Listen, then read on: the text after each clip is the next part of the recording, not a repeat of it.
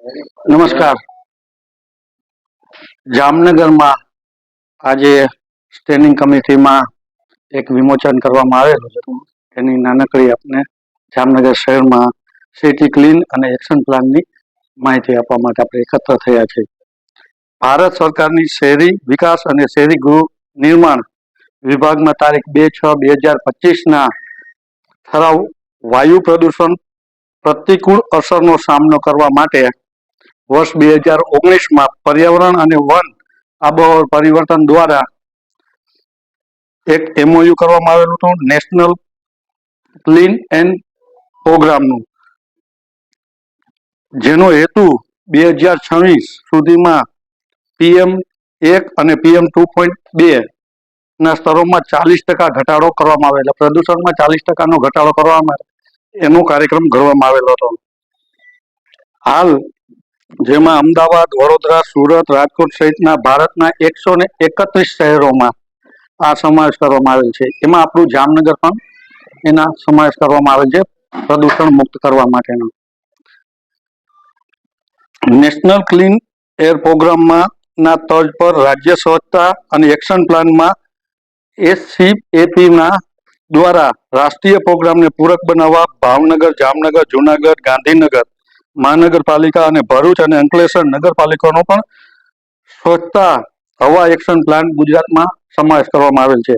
Municipal finance board દ્વારા આમાં 20 કરોડની ગ્રાન્ટ ફાળવવામાં આવેલી છે. શહેરના વિકાસ અને શહેરી ગૃહ નિર્માણ વિભાગ દ્વારા સ્ટેટ ક્લીન પ્રોગ્રામ માર્ગદર્શન મે 2025 અંતર્ગત એનેક્સ 4માં મુખ્યત્વે નીચેના મુદ્દાઓનો સમાવેશ થાય છે. સ્ટેટ ક્લીન એર પ્રોગ્રામ માર્ગદર્શિકા મુજબ જામનગર મહાનગરપાલિકામાં અલગ અલગ કોમ્પેક્ટ અંતર્ગત કામગીરીને અનુસંધાન કરવામાં આવશે અને આનો એક્શન પ્લાન કરવામાં આવશે અને કઈ કઈ જગ્યાએ શું શું કરવામાં આવશે પ્રદૂષણ મુક્ત માટે એની જાણકારીનો અને અભ્યાસ કરી અને આપણે કેવી રીતે જામનગરને પ્રદૂષણ મુક્ત કરી અને સ્વચ્છ આબોહવા પર્યાવરણ જાળવણી કેવી રીતે કરી શકું એનો આખો એક્શન પ્લાન કરવામાં આવશે અને એક્શન પ્લાન આખો મોટો ડિટેલ વાઇઝ છે એ તમને જાણ કરવામાં આવશે. એક આ હતું. બીજું હતું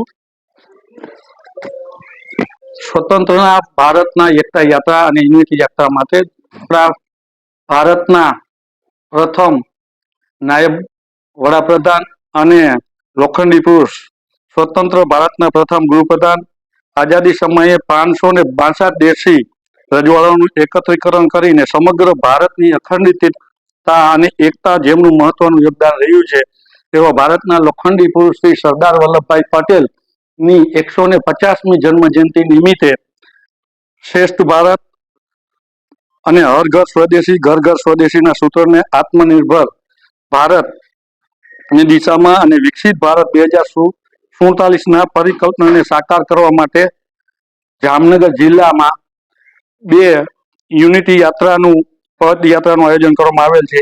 જેમાં તારીખ 14 તારીખે 79 એટલે 79 વિધાનસભામાં રણજીતનગર ખાતે સરદાર વલ્લભભાઈના પ્રતિમાથી શરૂ કરી અને પંચેશ્વર તળાવ સુધીની 8 થી 8.5 કિલોમીટરની પદયાત્રાનું આયોજન કરવામાં આવ્યું છે. એ જ રીતે તારીખ 16 દ્વારા આપણું જે નવું બને છે જ્યાં ન્યાય મંદિર, ત્યાંથી શરૂઆત કરી અને લાલ બંગલા સુધીમાં ડોક્ટર બાબા સાહેબ ભારતના બંધારણના ઘડવૈયા તેની પ્રતિમા લાલ બંગલા સર્કલે પૂરું કરવામાં આવેલું છે. અને આમ તમામ જનતાઓને, વિદ્યાર્થીઓને, ભાઈઓ તથા બહેનો જામનગરને હું વિનંતી અને આગ્રહ રાખું છું કે આ પદયાત્રામાં જોડાઈ ભારતની એકતા અને અખંડિતતામાં ભાગ લે એવી આશા રાખું છું. અસ્તુ. ભારત માતા કી જય.